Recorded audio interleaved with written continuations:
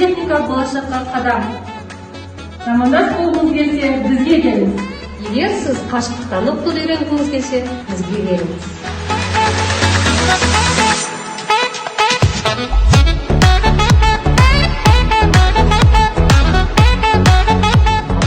Физика, математика, химия, биология пәндерінен алған білімдеріңізді Инженерлік мақсатта қолданғыларыңыз келсе, бізге келіңіздер.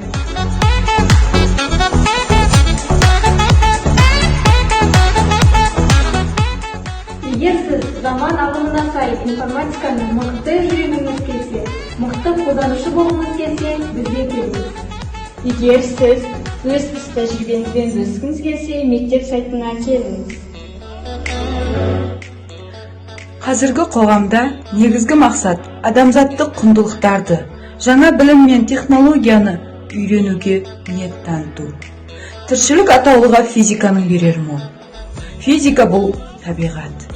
Материяның ажыралмас бөлігі табиғат заңдылығын ескеретін болсақ, өмір мәні сол заңдылықтарды үйрену, оны пайдаға іске асыру үшін еңбек етуден тұрады. Электрол өрісі қозғалмайтын зарядтарды тудырады. Ол үшін ибанит таяқшасы арқылы байқауға болады.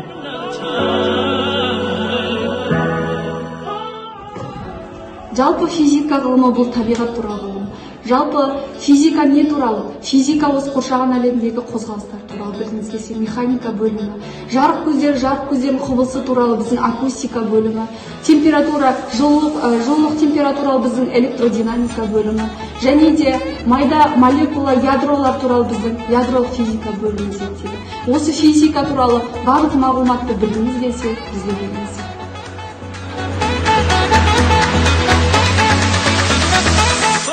Информатика физика аптауына Қош келдіңіздер! береке көзі Өмірде!